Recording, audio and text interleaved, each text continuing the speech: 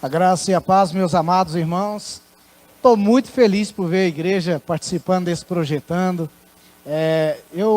Na verdade, nós ficamos, né, Bispo?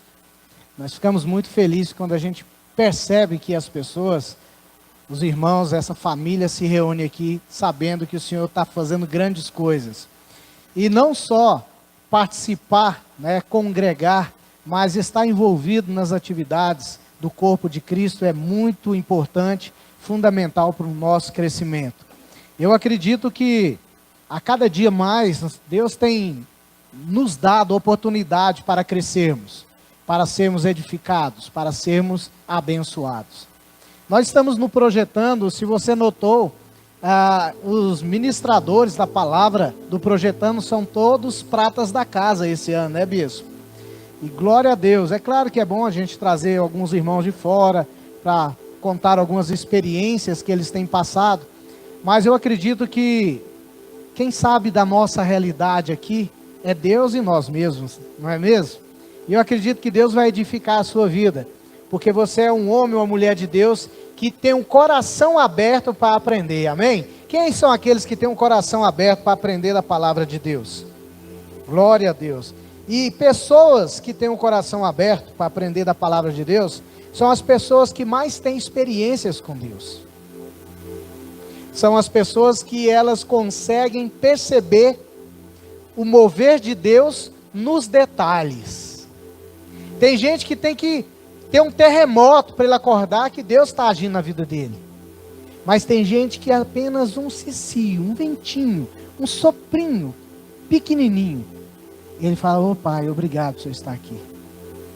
Se você é desse, eu quero que você acompanhe comigo nessa oração. Vamos falar com o Pai, vamos pedir a Ele para nos abençoar de uma maneira assim. É claro que nós já somos abençoados, mas que nós viemos perceber por que nós estamos aqui, amém? Pai, obrigado. Obrigado por esse dia, o Senhor permitir estarmos reunidos aqui. Eu quero louvar ao Senhor por tantas e tantas dificuldades, problemas, ataques tivemos e o Senhor nos livrou de todos eles. Senhor, obrigado porque muitas coisas que poderiam entristecer o nosso coração nesse dia, o Senhor tem nos livrado. Eu louvo o Senhor porque o Senhor coloca em nosso coração a esperança, a fé, o amor, a alegria. E nós sabemos que a alegria do Senhor é a nossa força. Por isso eu peço que aquilo que será ministrado aqui seja algo que nós possamos aprender do Senhor. Que o Senhor fale em cada coração conforme o Senhor sempre faz. E eu louvo ao Senhor por isso. E nesse momento, em nome de Jesus, que seja silenciado toda voz do inimigo, toda ação do inimigo que tenta roubar, atrapalhar algo que o Senhor quer fazer aqui. Em nome de Jesus. A igreja diz: amém. Gostaria que vocês abrissem as vossas Bíblias em Filipenses capítulo 3.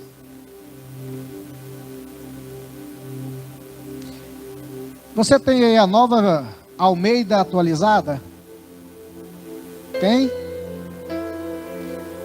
Coloca para nós acompanharmos juntos aqui. Obrigado. Filipenses capítulo 3, nós vamos ler do versículo 7 até o versículo 11.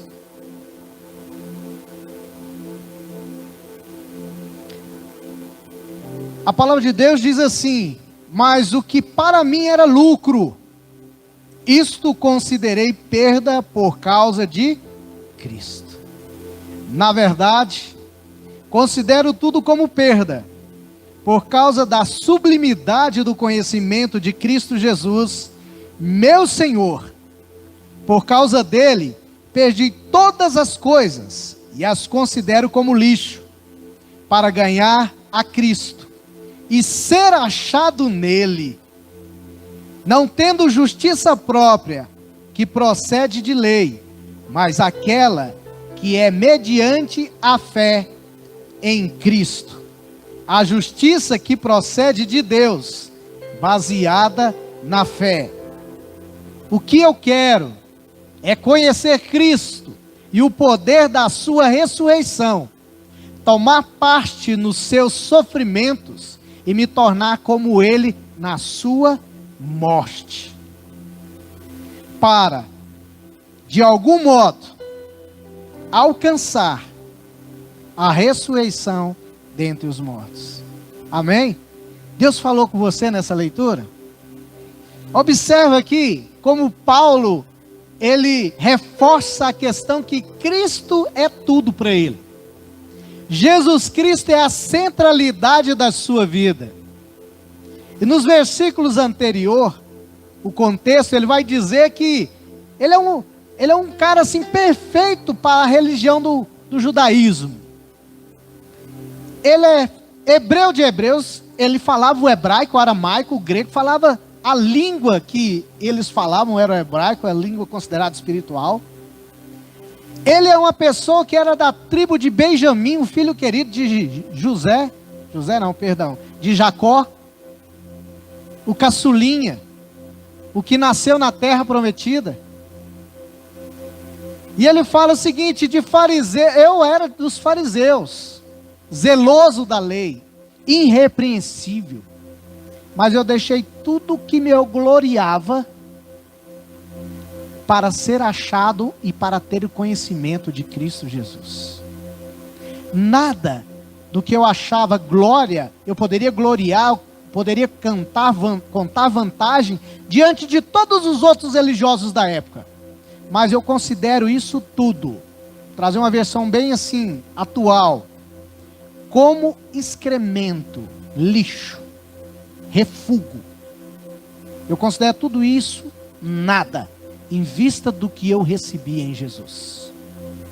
A pergunta que eu faço para você essa noite é: o que falta para que Cristo seja tudo para você? O que falta, ou o que pode acontecer na sua vida para que Cristo seja o maior valor da sua vida? Eu estava pensando a semana passada, algo que Deus colocou no meu coração, e eu até pensei em pregar isso. O que evidencia que Deus é real para mim? E essa pergunta eu quero compartilhar com vocês. Qual é a maior evidência? Qual é a maior prova? Qual é a maior convicção que você possa falar que Jesus Cristo é real na sua vida? Isso não, eu não estou querendo dizer como você vê Jesus. Eu estou querendo dizer qual que é a prova que Jesus é real para você. Porque se Ele é real para você, você tem fé nele. Porque fé é certeza. Fé não há margem de dúvida. Fé é convicção. E se eu tenho uma prova de que Deus é real, então realmente eu tenho fé em Deus. A segunda pergunta nisto, qual é a evidência maior de que Deus é real na minha vida? Se Ele não é, o que Deus precisa fazer para você, para provar que Ele é Deus na sua vida? O que você precisa, ou o que precisa acrescentar, ou acontecer para você ter certeza que Deus é Deus para você? Porque uma coisa eu quero te dizer, meu amado irmão, se nós não cremos em Deus realmente, se nós não temos fé em Deus, não há nenhum ato que nós possamos fazer que vai ajudar-nos na nossa caminhada de fé. Deus tem que ser tudo para nós. Ele tem que ser primeiramente real para você. Vocês estão me entendendo?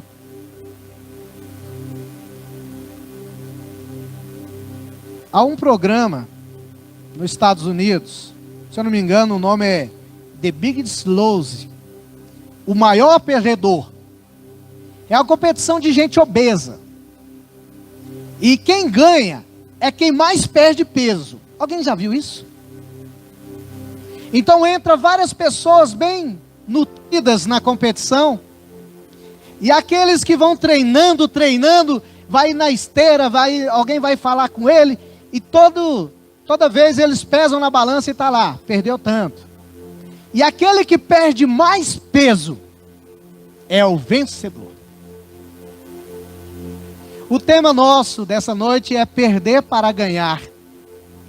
E eu pensando nesse programa, uma das coisas que eu percebi, que é uma das coisas que todo mundo quer perder é peso. E a Bíblia nos ensina princípios tão extraordinários, que a gente às vezes não entende. Se você quer ganhar, se você quer achar, você tem que perder. Se você quer ser exaltado, você tem que se humilhar. Não é assim? E o que mais que a Bíblia nos ensina? Você doa, você recebe. Você semeia, você entrega, você é aceito. Existem várias coisas que precisamos aprender. E uma delas é perder para ganhar. A igreja no Brasil, ela foi contaminada com a doutrina do He-Man. Alguém já ouviu falar do He-Man aqui? Você lembra? Eu tenho a força, né? Não é? Aí virava o He-Man, não é verdade? A igreja foi ensinada a ser o He-Man, o cara. E com isso gerou alguns sentimentos no meio do povo de Deus. O povo ficou mais egoísta, só pensa no dele. Não, isso não é só dias atuais. O povo também, Israel, eles deixaram de ajudar na obra de Deus para cuidar das suas próprias coisas. Egoísmo. E Deus fala, tá vendo? Vocês estão juntando num saquetel furado. Tudo que entra no seu cofrinho vai embora, você nem vê. Egoísta. Uma igreja de um povo que fica dependendo da fé dos outros para ter vitória. Se não for alguém para me abençoar, eu não acredito que sou abençoado. Se não for alguém para falar da paz de Deus, eu não acredito que Deus fala comigo. Se não for alguém para explicar o que a Bíblia está dizendo, eu não leio em casa, não quero nem saber. Há uma transferência de responsabilidade. E o povo de Deus, para ser maduro, ele tem que aprender que ele é filho de Deus. Ele tem responsabilidade, tem direitos, mas tem responsabilidades. E uma delas é você manter fiel diante de Deus. Eu não estou dizendo que alguém não possa orar por você. Claro que sim, pode. Mas o problema é que, se isso vira uma rotina na sua vida e você nunca quer buscar intimidade com Deus. Talvez você não quer perder um tempo buscando a Deus, mas você investe um tempo assistindo coisas, pensando em coisas que não vai edificar a sua vida. Paulo está dizendo nesse texto o seguinte: a ideia que ele quer passar é a mesma ideia de um navio que tem cargas e ele começa a ser atacado por uma tempestade, por grandes ondas, e é obrigado os marinheiros do navio jogar as cargas preciosas, que talvez seria mercadorias para comércio, perder aquilo para ganhar a própria vida. Eu tenho que tirar o peso, eu tenho que tirar isto, para que eu possa sobreviver. A ideia que ele passa é essa. Talvez ele está falando até de um evento que aconteceu em Atos, no capítulo 27, versículo 18, que os marinheiros tiveram que aliviar o barco, porque eles ficaram, se eu não me engano, 7 dias no escuro, açoitados severamente pela uma tormenta. Se eu não me engano, é Euroaquilão o nome do evento da natureza que estava fazendo aquilo. E eles, era um tufão, né? Então, era algo que eles foram obrigados a jogar todas as cargas, porque senão o navio ia afundar. Outra coisa que acontece é quando Jonas desvia dos caminhos de Deus. Por isso eu sempre falo para aqueles que são desviados dos caminhos de Deus: uma das pessoas mais perigosas que existe é um crente que sai dos caminhos de Deus. Ele é capaz de afundar navios. Se você der carona para um, tome cuidado. Ele pode. Pode acontecer com o navio, com o carro, não. Imagina, você vai pegar um avião, vai para uma praia nas férias, né? Aí você anda no avião assim. Aí você fala, se tiver alguém desviado aqui dentro, já converta. Que esse avião tem que chegar no seu destino. Não é verdade, amados? É perigoso um desviado. O que é o desviado do Jonas? Era para ir para Nínive, ele foi para Tarso. O que ele fez? O povo, Deus mandou a tempestade lá, o navio estava quase para arrebentar, eles começaram a jogar as cargas todas fora e começaram a clamar os seus deuses. Eles foram descobrir que tinha um lá dormindo lá no fundo. Falaram, por que você está aí? Clama o seu Deus. Aí ele fala, não, é por causa de mim que está acontecendo tudo isso. Dá vontade de bater, né, gente? Imagina, você foi para Miami, comprou um monte de mercadoria, trouxe para o Brasil, aí o desviado lá dentro tem que jogar tudo fora. Aí descobre o infeliz lá que está fazendo isso. A questão é essa, de aliviar as cargas. Paulo está dizendo o seguinte, olha, todas aquelas cargas religiosas que eu achava, e muitos acham que é valiosa, eu joguei tudo fora, porque eu achei Cristo Jesus. Essa é a parte maravilhosa. E na vida, amados, é inevitável passarmos por momentos difíceis, momentos que nós vamos perder alguma coisa. Sempre estamos perdendo alguma coisa para ganhar outra. Quando você nasce, você perde o conforto lá, da barriguinha da mamãe. Logo que você começa a crescer, você começa a dar os primeiros passinhos, já perde o colo, vai andar. Aí vai crescendo, você já sai de casa, tem que ir para o colégio. Eu vou confessar uma coisa que aconteceu comigo aqui.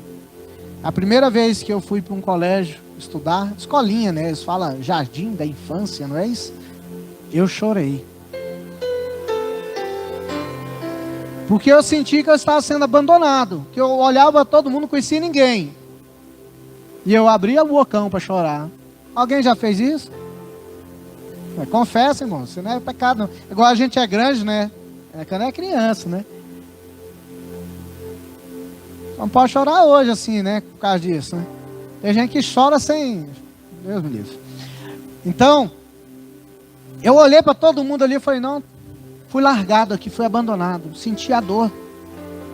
Outra vez eu chorei porque eu corri na frente e eu acho que o povo escondeu de mim, entrou na casa e eu fiquei perdido no meio de um lugar. Eu chorei de novo, falei, já fui abandonado de novo. E a gente cresce com esse medo de perder os pais, perder a família, perder quem a gente conhece. Mas chega um momento que a gente vai crescendo, a gente vai tomando outro rumo. Os filhos saem de casa, aí ficam os pais lá com a síndrome do ninho vazio, né? Alguém já ouviu falar disso aí? Aí faz pressão para os filhos, faz logo um neto que eu quero cuidar, né? Aí vira essa época aí, né? Então acontecem essas coisas todas. E eu observando aqui a vida de Moisés, Moisés foi uma das pessoas que mais perdeu na vida. É claro que Jó, eu vou falar de Jó aqui, mas Moisés ele teve uma trajetória de perda. Ele nasceu, teve que colocar ele no rio, para ele sobreviver. Ele não podia ficar com os pais. Alguém cuidou dele, a filha, Faraó cuidou como filho, ele ficou lá, aprendeu tudo. Ele perdeu lá para ter algo, Deus já estava projetando algo. Ele estava lá no palácio, aprendeu. Eu acredito que Moisés era um dos únicos que sabia ler e escrever, porque escravo não tem direito à escola, e o povo estava como escravo. Ele aprendeu, e Deus mandou ele escrever, fazer as coisas todas. Chegou um momento que ele queria estar lá com o povo dele, ele descobriu. Aí ele matou um egípcio, ele teve que perder lá a posição no Egito e fugir. Foi para Midian. Chegou em Midian, casou, tal, Deus apareceu para ele, saiu de Midian, perdeu o lugar lá tranquilo, foi para o Egito com medo, para libertar o povo. Chegou, veio, passou aquela... Todo mundo conhece a história, 40 anos de deserto, povo murmurando, reclamando. Chega no finalzinho, Deus fala para ele fazer algo e ele faz outro. Perdeu a chance de pisar na terra prometida. É um homem que perdeu muita coisa, né, gente? Só que a Bíblia não fala que ele era um perdedor. Porque ele não ficou limitado nas suas perdas. Ele continuou a sua vida. E assim é o que Deus quer dizer para você. Você entrou na sua vida perdendo várias coisas. Hoje você perde, você está perdendo algo ou perdeu. Mas se você não ficar preso naquilo que você perdeu, você vai seguir em frente e Deus vai te mostrar grandes coisas que Ele tem preparado para você. Essa é a ideia. Sabe, amados,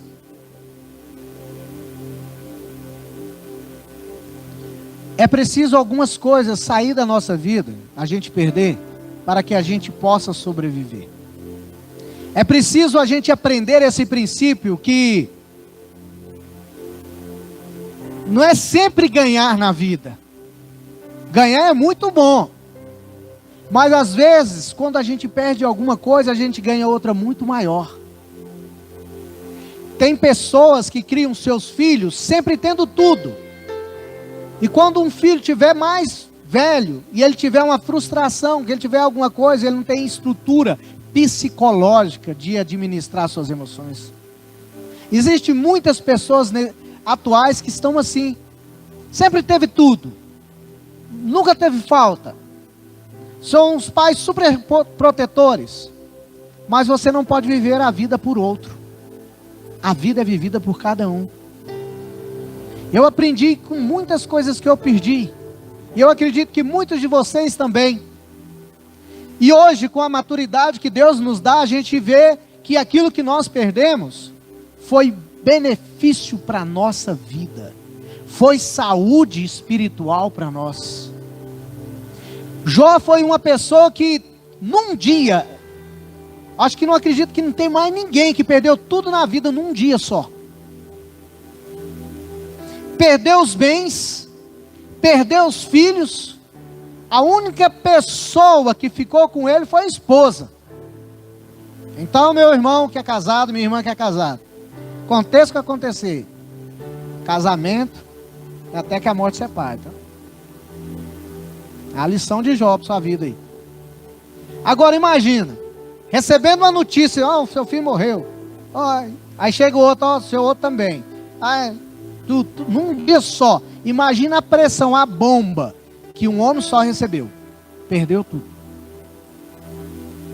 Ele perdeu tudo o que ele tinha. Mas ele não perdeu o que ele era. Ele era um homem que Deus falou no começo. Íntegro, reto, temente a Deus e desviava do mal. Ele não perdeu o seu caráter. Ele perdeu o que ele tinha. E que na verdade não estava nem no controle dele. Mas o caráter dele permaneceu como Deus falou no começo. Aquilo que você perde altera o seu caráter. Aquilo que você já perdeu altera o seu relacionamento com Deus. Nós vivemos em épocas que as pessoas sempre buscam o prazer. E várias coisas deixam em segundo lugar, principalmente as coisas de Deus. As pessoas hoje elas estão, o bispo pregou ontem falando que as pessoas andam tão preocupadas, ansiosas, elas não buscam mais o reino de Deus e a sua justiça. Elas buscam as demais coisas. Isso é a realidade, a gente vê isso. E Deus, e para muitas pessoas estar num projetando desse, numa semana, é um peso muito grande. Ah, é muito dia. Gente, isso aqui não é nada, isso aqui é um privilégio, isso aqui tinha que dar prazer para as pessoas. Está na casa do Senhor, está aqui sendo abençoado, está sendo ministrado, Deus preparando algo para você. Chegou um rapaz militar que ele deu uma alteração, né? E ele conheceu a Cheirosa. A Cheirosa é a cadeia, né? Se alguém não conhece. Aí alguém estava lá, mas tem que ter direito em algumas coisas, tal. Eu falei assim, gente, eu falar o seguinte, se tivesse na igreja, né, a gente até usa isso, né, não estaria na cheirosa, não é verdade? Mas estava fazendo coisa errada.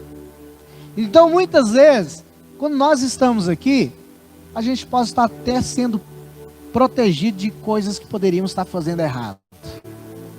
Se nós trazermos os nossos filhos, os nossos familiares, para estar conosco na comunhão do corpo de Cristo, é algo que pode acontecer de bom para nós.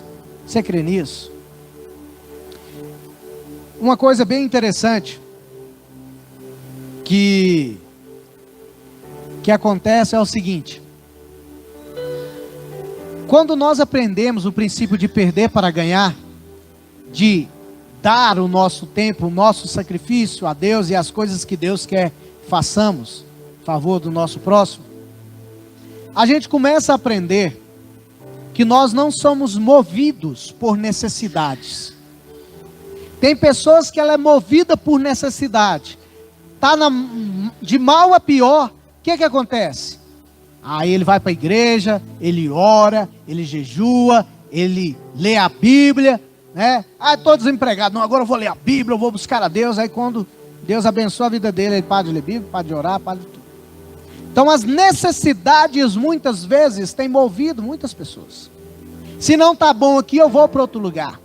O Brasil está ruim, o Brasil é aquilo. O Brasil é uma terra abençoada, em nome de Jesus. É claro que ele tem inimigos que colaboram para destruir o próprio Brasil.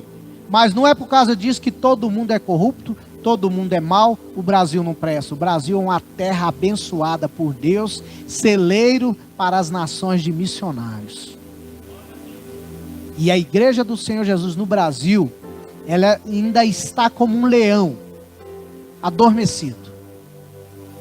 O tempo de miar acabou, né? Agora é tempo de rugir. Quando esse leão, fala para o seu irmão, você irmão é leão. Se for mulher, fala leoa.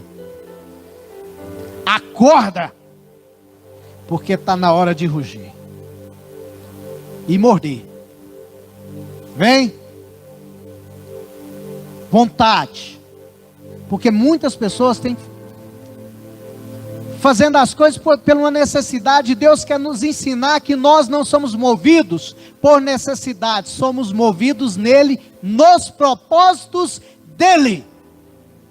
Quando nós aprendemos a se mover nos propósitos de Deus, tudo vai acontecer conforme Deus quer.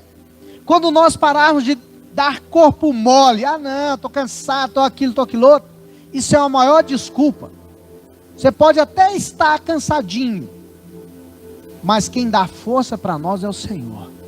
Há uma promessa em Isaías que diz: os que confiam no Senhor renovarão o quê? Suas forças, subirão com asas como águia. Eles vão correr e não vão cansar. Eles vão caminhar, vai fazer caminhada e não vai fatigar. Porque confia em quem? Em Deus. Agora eu vou para um lugar que eu não confio em Deus, que eu não creio em Deus, vai ficar cansadinho mesmo. Mas se você confia nele, eu acredito que ele te renova agora. Eu acredito que ele te renova a cada manhã. Eu acredito que Deus renova o seu ano, te dá força. Você pode estar cansado do jeito que for, Deus vai te dar força que você vai surpreender. Deus vai distribuir energético, espiritual, pra você ficar ligadão, fortão. Um espinafre, quem lembra do Popeye aí? Vai comer o espinafre espiritual, você vai ter força para fazer coisas. Eu lembro de um irmão, ele até morreu. Teve um momento lá numa missão, lá na África, que eles estavam com um jipe de combate, um jipe muito pesado. E o pneu da dianteira furou. E o pneu da dianteira é o pneu que segura o motor, que é a parte mais pesada do veículo. E eles não tinham macaco, eles estavam numa situação muito perigosa, numa região lá que era chamada região de exclusão. Nem governo, nem guerrilha mandava. Então ali era um território sem lei, para ter uma ideia. Era perigosíssimo. Estava anoitecendo e eles desesperados. E agora? nós temos que sair daqui, que nossas vidas estão em perigo.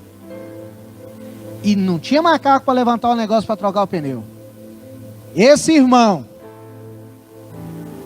ele foi para um canto, falou para Deus assim: Deus, a nossa situação é essa. Eu queria que o Senhor me desse força, como o Senhor deu para Sansão, para a gente resolver essa situação. Glorifica teu nome. E ele confessa, saiu, foi lá na frente do Jeep, pesadão, acho que é tipo um daqueles Hammer, pegou na frente do Jeep e falou assim: eu vou levantar e vocês trocam o pneu. E o pessoal, tá de brincadeira, quem é o homem? Quem é o super-homem que levanta um trem desse?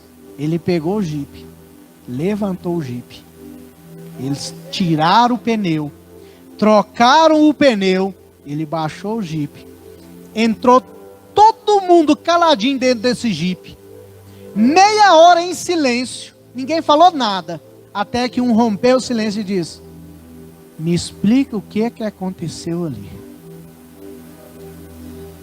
E esse homem disse: eu só orei a Deus, e houve um mover dentro daquele Jeep, e Deus se manifestou de uma forma tremenda. Eu não estou falando para você sair levantando carro para mostrar que Deus existe, não, amado. Pode ser que você não tenha fé do irmão, mas eu quero dizer um negócio para vocês. Existem coisas que Deus faz através de nós que você nem imagina o que pode acontecer. Nós estamos chegando numa época onde a igreja vai acessar aquela chavinha: liga no céu, liga na terra. Então se prepara, porque algo de Deus vai começar a acontecer. Só que para isso nós temos que aprender esse princípio. É claro que nós estamos projetando, temos que escrever nossos alvos. Escreve, amém, Deus vai abençoar. Mas existem algumas coisas que nós precisamos perder para nós ganharmos. E é isso que Deus está falando para você hoje. Aprenda a perder para ganhar. Mateus capítulo 16, 25. Diz algo interessante.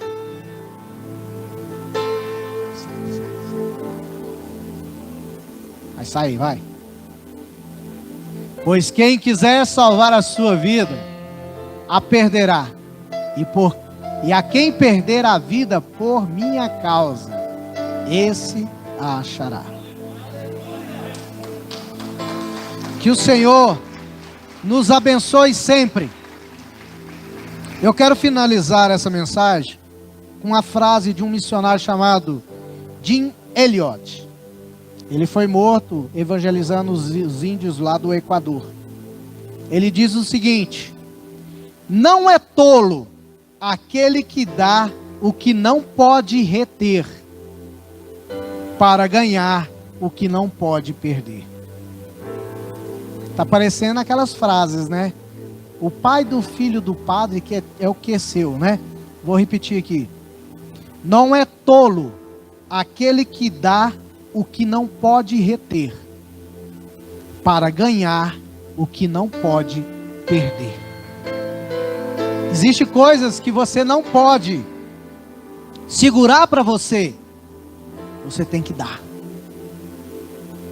Mas existem coisas que você ganha, que ninguém pode tirar de você. E é só Deus que pode fazer isso.